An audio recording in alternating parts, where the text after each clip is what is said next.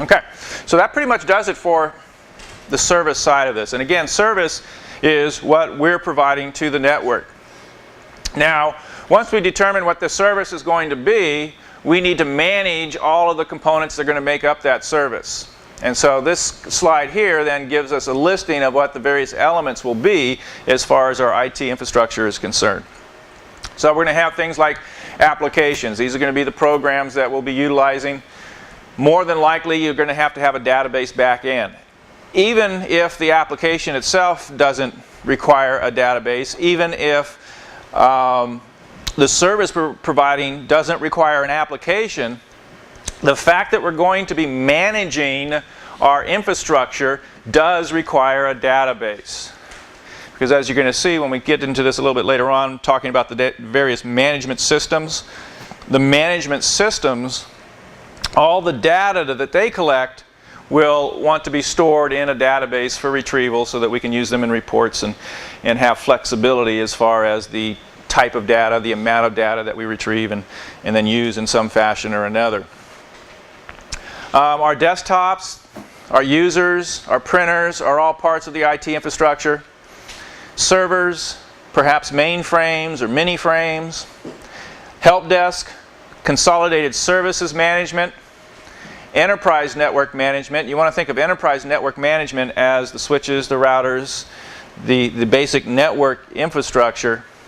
And that would also include LAN management. So enterprise management, actually, when you get very specific about it, when you hear that term enterprise, think of wide area networking. So it's going to include local area networks that are all connected by wide area networks. And so at that point, we become an enterprise. Just kind of like the Starship Enterprise, right? And Captain Kirk at the helm. So this is just a graphic then that represents what we just talked about. So here's the enterprise network management. We have routers here that are connecting to a wide area network. So remember, that's if we specifically subscribe to a service that connects us geographically between our local area networks. That would be our WAN connection. Or we might just be using internet services to provide that connectivity between multiple sites. So enterprise management deals with the router interfaces that give us that connection and the speeds, the data transfer speeds and whatnot that give us those outside connections.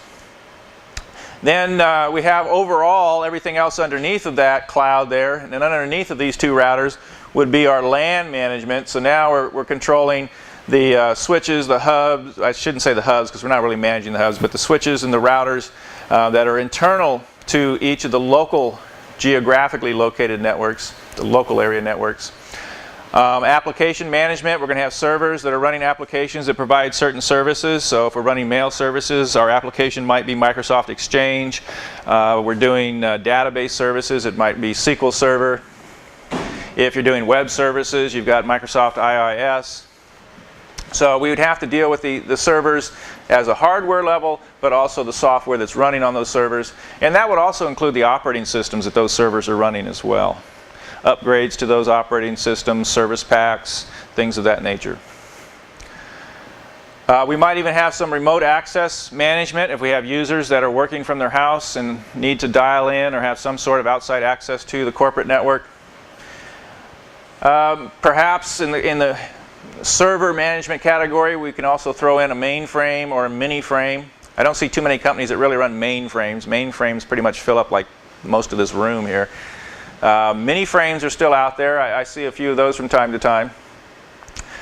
Usually the large hardware has always been dedicated to what they call data warehousing or the actual database back end. These days that's not always the case. Pretty much you'll just see a rack of servers like we have in the back room there, and they're clustered together and connected to a hard drive, and that's the storage area for the database.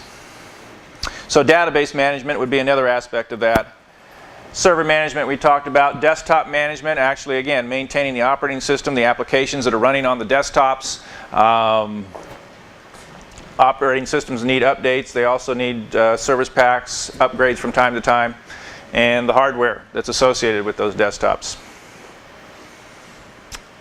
And then finally, we'll utilize help desk or consolidated service management, which we're going to take a look at in a little bit greater detail further on in this lecture, but those are also components then of the big picture here, which are the elements of our IT infrastructure.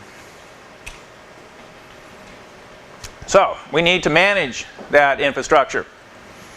The achievement of management expectations depends on properly managed components of our IT infrastructure. So we're just not going to throw the equipment out there, throw the software out there and hope it all works. We have to really know what we're doing. We have to set up a plan for how we're going to manage. And IT infrastructure is made up of a combination of separately managed and monitored elements. So what you're going to see is that we have a lot of monitoring going on in this management process. We're going to use what are called agents to send information back to a management console. And that management console then will display the information for us as well as store it into our database. The different management tools often do not interoperate or share data. That's one of the biggest problems in network management right now.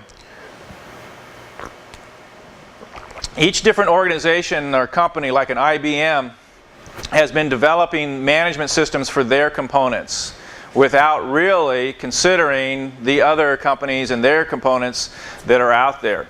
So Digital Equipment Corporation, when they were a big mainframe provider, pretty much was in the same boat. These days you have Microsoft and Novell coming up with their own ways of doing things. And the good news is that we actually have some forums out there that are starting to come together, starting to oversee the process, starting to dictate some open standards that hopefully all these companies will adhere to so we can exchange the data. But right now, they're all in proprietary format. And when I say right now, I say for the most part, because there are some exceptions out there. There are some that are making that headway towards being able to oversee a heterogeneous environment, be able to share with the different management systems the type of data that they are able to retrieve from the systems.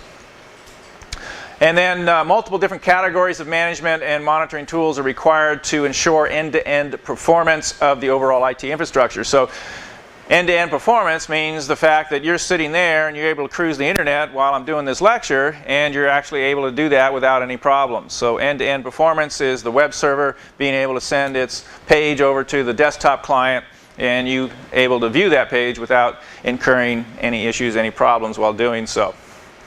And so again, when we look at these different categories, we're going to get into like desktop management and server management and the IT networking management, and each one of those has its own management system, has its own way of storing data, own methods or database schemas of what is the important information to be capturing. So it's quite complex, and right now we don't have a lot of interoperability between all those various components.